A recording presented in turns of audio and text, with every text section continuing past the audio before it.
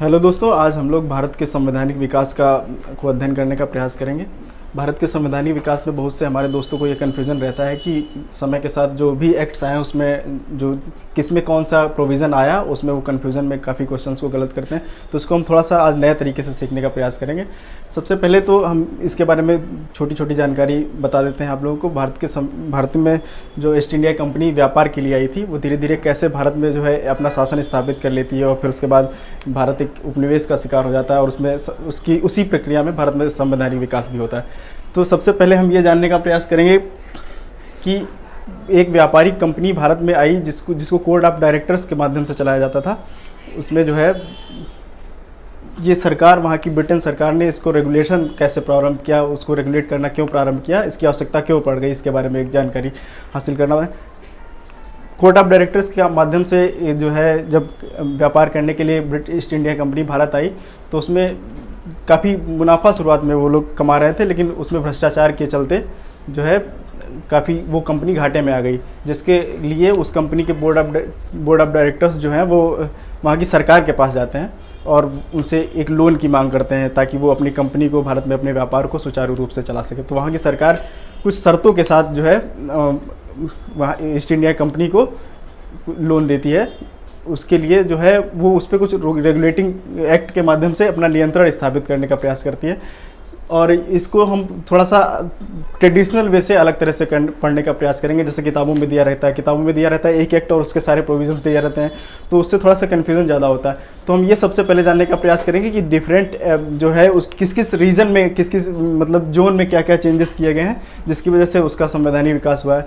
तो हम इसको जो है दो पार्ट्स में पढ़ने का प्रयास करेंगे। सबसे पहले 1773 का जो हमारा रेगुलेटिंग एक्ट है उससे 1853 के एक्ट तक जो है, जिसमें ये माना जाता है कि एक आम धारणा है कि उसमें केंद्रीकरण की भावना जो है समय के साथ बढ़ती रही है और फिर उसके बाद 1858 के बाद जो विकेंद्रीकरण का प्रोसेस है वो भारतीय संविधान में आया। उसको किसी दूसरे वीडियो में अगले वीडियो में पढ़ने का प्रयास करेंगे। तो सबसे पहले हम इसको जो है जिन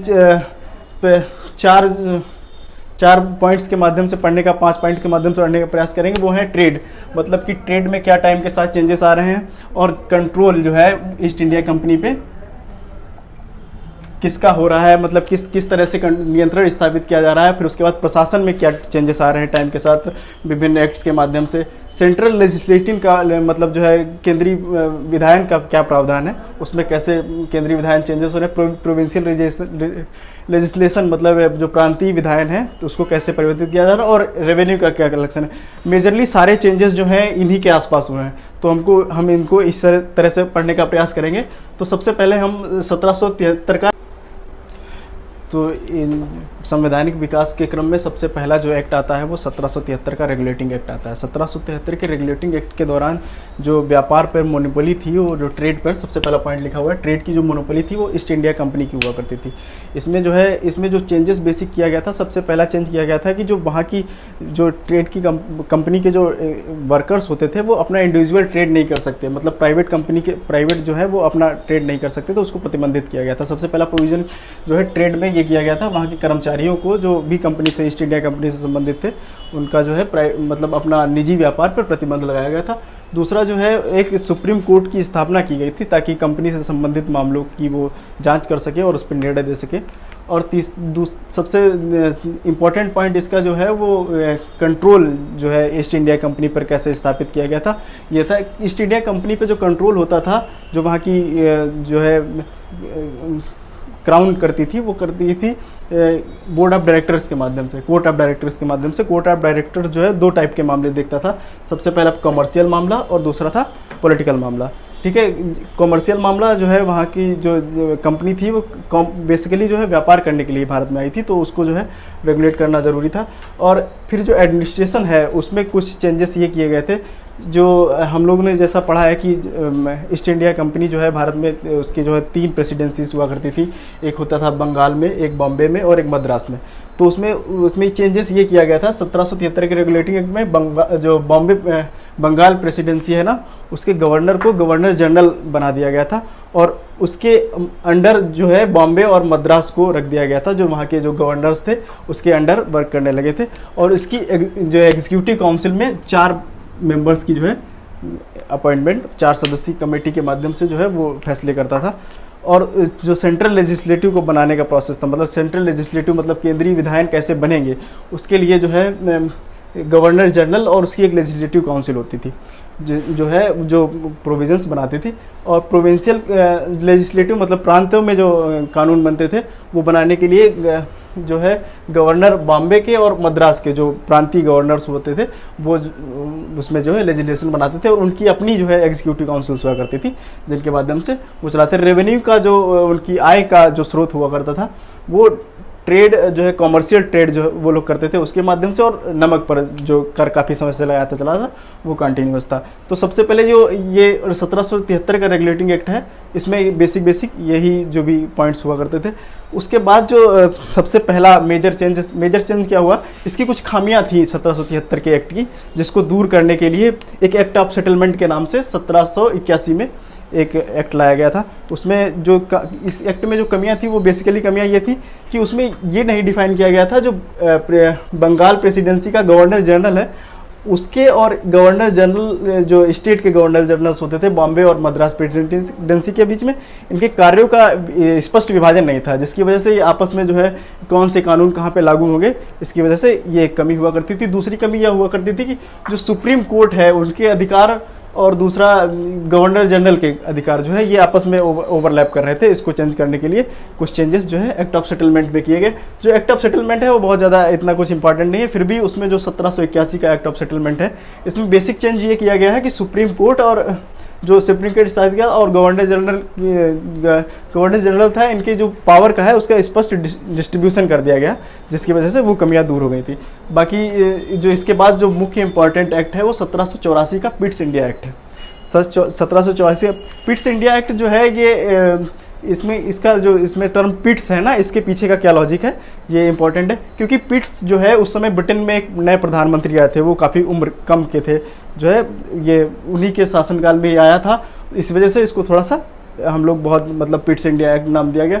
तो सबसे पहले ट्रेड में तो कोई चेंजेस नहीं किया गया था इस एक्ट में, सबसे पहला ट्रेड में कोई चेंज नहीं किया गया है। ट्रेड में मोनोपोली ईस्ट इंडिया कंपनी की जो है 1784 तक बनी रही है, उसमें कोई चेंजेस नहीं किया गया। दूसरा जो है इसमें ईस्ट इंडिया कंपनी पे जो कंट्रोल है उसमें कुछ चेंजेस किए गए हैं, जैसे डिवीजन किया गया है कॉमर्शियल और पॉलिटिकल मामलों को। जो ये 24 बोर्ड ऑफ डायरेक्टर्स पहले हम देखा करते थे, ये एक ही मतलब ये दोनों जो है पॉलिटिकल और कॉमर्शियल जो है court of directors he handle करते थे। इसमें डिस्ट्रीब्यूशन किया गया था। सबसे पहले कोर्ट ऑफ डायरेक्टर्स जो है उनके लिए कॉमर्शियल मामलों के लिए, जिसमें 24 मेंबर्स पहले भी हुआ करते थे, इसमें कोई चेंज नहीं हुआ। 24 मेंबर्स कोर्ट ऑफ डायरेक्टर्स के कॉमर्शियल मामलों को देखते थे। और बोर्ड ऑफ डायरेक्टर्स ये एक नई बॉडी का जो है इस एक्ट में गठन किया गया, और जिसका जो कार्य था वो पॉलिटिकल इश्यूज को ये कंसीडर करते थे। इसमें जो है इसके मेंबर्स की संख्या जो है वो 6 हुआ करती थी, ठीक है। और कंट्रोल के बाद जो एडमिनिस्ट्रेटिव चेंजेस इसमें जो हुए हैं उसमें ये हुआ था, जो एग्जीक्यूटिव काउंसिल हुआ करती थी जिसके माध्यम से जो है बंगाल प्रेसिडेंसी के गवर्नर जनरल अपने फैसले लिया करते थे, उसमें जो उसकी संख्या 4 हुआ करती थी उसको घटाकर 3 कर दिया गया। उसके पीछे का एक कारण यह था कि जो है गवर्नर जनरल की पावर में ये लोग थोड़ा सा इंक्रीमेंट करना चाह रहे थे, क्योंकि फैसले जो है जब वो 4 मेंबर्स से बहुमत के आधार पर जब फैसले होते थे तो 4 मेंबर्स में अगर जो है 3 वोट्स एक साइड हो जाते थे वो फैसला नहीं ले पाते, तो एक तरह से थोड़ा सा एम्पावर किया गया है गवर्नर जनरल को, जिस वजह से इसमें 1 मेंबर कम कर दिया गया। अब हुआ ये है कि जब 1 मेंबर कम कर दिया गया, 3 मेंबर और प्लस 1 गवर्नर जनरल, अब ये इसके पास अगर ये इसका 1 वोट भी अपनी तरफ किसी भी तरह के से उसको ले लेता था तो या तो 2 या 2 से मामला टाई हो जाता था, ठीक है ना। या तो गवर्नर जनरल के पास एक वीटो पावर भी था, वो अपने उस वीटो का इस्तेमाल करके उस कानून को जो है अपने हिसाब से चेंजेस कर लेता था, ठीक है ना। तो सेंट्रल लेजिस्लेटिव में भी यही चेंजेस हुआ। जो स्ट्रांग होल्ड था वो जो है गवर्नर जनरल को दे दिया गया। गवर्नर जनरल के स्ट्रांग होल्ड की वजह से जो है कि सेंट्रल लेजिस्लेटिव अब जो गवर्नर जनरल भारत में था वो अपने हिसाब से फैसले कर सकता था। इसी हिसाब से जो है जो प्रोविंशियल लेजिस्लेचर के जो प्रोसेस था उसमें भी कुछ चेंजेस किए गए। उसमें जो है गवर्नर की जो काउंसिल है उसमें 1 सदस्य जैसे इसमें कम किया गया 4 में से, ऐसे इसमें भी 1 कम करके उसकी जगह पर कमांडर इन चीफ नाम का एक जो है नया सदस्य अपॉइंट कर दिया गया था, ठीक है। उसके बाद रेवेन्यू का जो प्रोसेस था वो वही जो टैक्सेस जो कलेक्ट कर रहे थे वो कर रहे थे, लेकिन उसमें जो एक चेंज ये किया गया था, बेसिक चेंज, जो ईस्ट इंडिया कंपनी जिस रीजन में शासन करती थी उसको ब्रिटिश आधिपत्य का क्षेत्र, मतलब जो उसमें है उसके अंडर ला दिया गया था कि ये जो रीजन है इसको अब ब्रिटिश आधिपत्य का क्षेत्र कहा जाएगा। अब जो है इसको ईस्ट इंडिया कंपनी, तो या दो से मामला टाई हो जाता था, ठीक है ना। या तो गवर्नर जनरल के पास एक वीटो पावर भी था, वो अपने उस वीटो का इस्तेमाल करके उस कानून को जो है अपने हिसाब से चेंजेस कर लेता था, ठीक है ना। तो सेंट्रल लेजिस्लेटिव में भी यही चेंजेस हुआ, जो स्ट्रांग होल्ड था वो जो है गवर्नर जनरल को दे दिया गया। गवर्नर जनरल के स्ट्रांग होल्ड की वजह से जो है कि सेंट्रल लेजिस्लेटिव, अब जो गवर्नर जनरल भारत में था वो अपने हिसाब से फैसले कर सकता था। इसी हिसाब से जो है जो प्रोविंशियल लेजिस्लेचर के जो प्रोसेस था उसमें भी कुछ चेंजेस किए गए। उसमें जो है गवर्नर की जो काउंसिल है उसमें एक सदस्य, जैसे इसमें कम किया गया 4 में से, ऐसे इसमें भी एक कम करके उसकी जगह पर कमांडर इन चीफ नाम का एक जो है नया सदस्य अपॉइंट कर दिया गया था, ठीक है। उसके बाद रेवेन्यू का जो प्रोसेस था वो वही जो टैक्सेस जो कलेक्ट कर रहे थे वो कर रहे थे, लेकिन उसमें जो एक चेंज ये किया गया था, बेसिक चेंज, जो ईस्ट इंडिया कंपनी जिस रीजन में शासन करती थी उसको ब्रिटिश आधिपत्य का क्षेत्र, मतलब जो उसमें है उसके अंडर ला दिया गया था कि ये जो रीजन है इसको अब ब्रिटिश आधिपत्य का क्षेत्र कहा जाएगा। अब जो है इसको ईस्ट इंडिया कंपनी के अंदर आने वाला क्षेत्र नहीं किया जाएगा। उसके बाद जो इंपॉर्टेंट है वो 1813 का चार्टर एक्ट है। 1813 का चार्टर एक्ट काफ़ी इंपॉर्टेंट है कई मामलों में। सबसे पहले तो इसमें एजुकेशन के लिए जो है 1 लाख रुपए देने का प्रावधान किया वहाँ की सरकार ने, सबसे पहला इसमें ये प्रोविज़न है। दूसरा जो है क्रिश्चियन मिशनरीज को इंडिया में आकर अपने धर्म का प्रचार करने का जो है वो पावर 1813 के चार्टर एक्ट में दिया गया।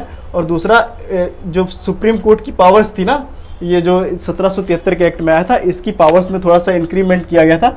अब तक जो सिर्फ इंडियन मामलों को देखता था, अब वो वहाँ की कंपनी के भी जो से संबंधित जो मामले हैं उनको भी देखेगा। दूसरा जो है इसमें जो एक चेंज किया गया है, चाय और चीन को छोड़कर, मतलब चाय का जो ट्रेड होता था और चीन के साथ जो ट्रेड होता था उसको छोड़कर जो कंपनी की मोनोपोली है उसको इसमें जो है कम कर दिया गया था। ईस्ट इंडिया कंपनी की जो मोनोपोली है उसको समाप्त कर दिया गया था। सिर्फ 2 क्षेत्रों में इसको रखा गया था, एक चाय और एक चीन के मामले में, ठीक है ना। बाकी कंट्रोल में कोई चेंजेस नहीं किए गए हैं 1813 के एक्ट में। और एडमिनिस्ट्रेशन में भी कोई बड़ा चेंज नहीं किया गया है। और सेंट्रल लेजिस्लेटिव और स्टेट प्रोविंशियल लेजिस्लेशन, इसमें भी कोई चेंजेस नहीं किया गया। कॉमर्शियल ट्रेड जो है और रेवेन्यू जनरेशन का जो है साल टैक्स, ये तीनों जो है उस जैसे पहले से चले आ रहे थे वैसे ही, उसमें भी कोई खास चेंजेस नहीं किए गए। इसके बाद जो हमारा इंपॉर्टेंट है वो 1833 का चार्टर एक्ट है। 1833 का चार्टर एक्ट जो है उसके अंतर्गत जो प्रोविजंस लाए गए थे, सबसे पहले एक लॉ कमीशन लाया गया था, ठीक है, जो मैकाले के अंडर जो है लाया गया था, सबसे पहला जो लॉ कमीशन है। दूसरा जो इसमें प्रयास किया गया था कि जो सिविल सर्विसेज परीक्षाएं हैं उसको ओपनली जो है इंडिया में कंडक्ट कराया जाए, लेकिन कोर्ट ऑफ डायरेक्टर्स के विरोध की वजह से ये 1833 में लागू नहीं हो पाया था, ठीक है ना। ट्रेड का जो मोनोपोली है उसको पूरी तरह से समाप्त कर दिया गया 1833 के एक्ट में। जो ये दो क्षेत्र बचे हुए थे 1813 में, उसको भी 1833 में पूरी तरह से समाप्त कर दिया गया था, ठीक है। उसके बाद जो बोर्ड ऑफ इसका जब मोनोपोली, जब कॉमर्शियल प्रोसेस ही ईस्ट इंडिया कंपनी का पूरी तरह से समाप्त कर देगा, तो यहाँ पे जो हमारा डिस्ट्रीब्यूशन पहले हुआ करता था कॉमर्शियल और पॉलिटिकल के लिए, कॉमर्शियल के लिए जो COD होता था कोर्ट ऑफ डायरेक्टर्स, और पॉलिटिकल के लिए और बोर्ड ऑफ डायरेक्टर्स होता था, इसको मर्ज करके सिर्फ एक बॉडी मतलब दोनों का काम सिर्फ पॉलिटिकल मैटर्स को हैंडल करना रह गया था, क्योंकि कॉमर्शियल वर्क पे इसकी मोनोपोली समाप्त होने के बाद कॉमर्शियल वर्क जो है इसके पास कुछ रह नहीं गए थे। दूसरा जो है एडमिनिस्ट्रेशन में जो चेंज किया गया था, गवर्नर जनरल को, जो बंगाल का गवर्नर जनरल हुआ करता था उसको भारत का गवर्नर जनरल बना दिया गया था। इसमें इसको जो है इसमें क्योंकि काफ़ी जो है चेंजेस, काफ़ी रीजन जो है उसका टाइम के साथ बढ़ रहा था, उसका जो क्षेत्र है ब्रिटिश का, उसमें बाकी सेंट्रल लेजिस्लेटिव बनाने का जो प्रोसेस हुआ करता था उसमें भी जो है एग्जीक्यूटिव काउंसिल के मेंबर्स को फिर से बढ़ाकर 4 कर दिया गया था। जो 3 पहले 4 से फिर 3 किए गए थे, फिर 3 से फिर वापस इसको 4 इसलिए कर दिया गया था क्योंकि एक नया मेंबर जोड़ा गया था जो लॉ मेंबर होता था, जिसका काम जो होता है थे कि जो कानूनी सलाहकार के तौर पे कार्य करता था, कि सेंट्रल लेजिस्लेटिव में जो कानून बन रहे थे वो उसमें अपनी सलाह को देता था, जिससे जो है उसमें कुछ। उसके बाद प्रोविंशियल लेजिस्लेटर में जो है जो चेंजेस हुए हैं वो जैसे भी हमने शुरुआत में बताया था कि ये एक ऐसा इस 1773 से 1853 के बीच का जो समय है ना, इसमें सेंट्रलाइजेशन जो है वो बढ़ रहा है टाइम से। तो हम ये देख रहे हैं कि इसमें जो प्रोविंशियल लेजिस्लेटर को है इसको एबॉलिश कर दिया गया है। मतलब जो भी कानून बनेंगे वो सिर्फ जो है सेंट्रल लेजिस्लेटिव बनाएगा, जिसको जो है गवर्नर जनरल ऑफ इंडिया और उसकी एग्जीक्यूटिव काउंसिल बनाती है, ताकि जो है इसमें जो है आपस में जो कोई भी ऐसे कानून ना बने जो आपस में क्लैश करे। तो इसको पूरी तरह से समाप्त कर दिया गया। ठीक है, कॉमर्शियल जो इनकम है इसकी समाप्त हो गई थी, क्योंकि इसका जो है वर्क जो है मोनोपोली समाप्त कर दी गई थी। तो इसके पास दो टाइप की टैक्स बचे थे, एक रेवेन्यू का बचा था और दूसरा सेल टैक्स बचा था। ठीक है, उसके बाद जो इम्पोर्टेंट है इसमें अगला वो है 1853 का चार्टर एक्ट। उसमें सबसे पहले तो हम लोग ट्रेड के मामले में देखेंगे तो इससे पहले ही ये समाप्त किया जा चुका है। ट्रेड में तो मोनोपोली पहले से ही समाप्त की जा चुकी है। उसके बाद जो सेंट्रल कंट्रोल जो है इस पे क्या नाम है, ईस्ट इंडिया कंपनी पे, ठीक है ना, ये हुआ ये है कि अब ये पूरी तरह पॉलिटिकल बॉडी बन चुकी थी, क्योंकि इसके कॉमर्शियल वर्क्स को जो है धीरे धीरे समाप्त कर दिया गया था। तो जो है इसके कोर्ट ऑफ डायरेक्टर्स के मेंबर की संख्या को घटाकर 18 कर दिया गया। ठीक है ना, उसमें जो है 12 सदस्य और जो 6 सदस्य हैं वो नॉमिनेट किए जाते थे ब्रिटिश गवर्नमेंट के द्वारा। ठीक है ना, और उसके बाद जो एडमिनिस्ट्रेशन का प्रोसेस है वो ओपन कंपटीशन एग्ज़ाम जो हम जो 1833 में लाना चाह रहे थे, जो कोर्ट ऑफ डायरेक्टर्स के विरोध के कारण नहीं ला पाए थे, उसको हमने जो है इस समय लागू कर दिया था, किसमें 1853 के चार्टर एक्ट में। ठीक है ना, और इसके अंदर दोनों सर्विसेज आती थी, कोवेनेंटेड और अनकोवेनेंटेड सर्विसेज। ठीक है, सेंट्रल लेजिस्लेशन का जो प्रोसेस है वो इसमें एक जो इम्पोर्टेंट काम किया गया था वो सेपरेशन किया गया था एग्जीक्यूटिव और लेजिस्लेचर के बीच में। जो ये 6 सदस्य जिनको वहाँ की सरकार अपॉइंट करती थी, इनका काम लेजिस्लेशन का था, ये कानून बनाते थे। और ये जो 12 मेंबर्स हुआ करते थे, इनका काम जो है एग्जीक्यूटिव का हुआ करता था, ये लोग कानून को एग्जीक्यूट करते थे। उसका प्रोविंशियल लेजिस्लेशन में कोई चेंज नहीं हुआ है, जैसे उसको एबोलिश कर दिया था तो उनके पास कोई ऐसा कोई कार्य नहीं था, और टैक्स रेवेन्यू का सिस्टम भी वैसा ही था जैसा पहले से हुआ करता था। ठीक है, तो इस तरह से हम लोगों ने यहाँ पहले एक वीडियो में 1773 से 1853 तक की यात्रा कंप्लीट कर ली है, और अगले वीडियो में हम लोग 1853 के बाद जो 1858 का एक्ट आया है, जो 1857 की क्रांति के बाद मजबूरन वहाँ की सरकार को लाना पड़ा था, और उसके बाद को जो सारे एक्ट हैं उसको धीरे धीरे कंटिन्यू करने का प्रयास करेंगे। Thank you.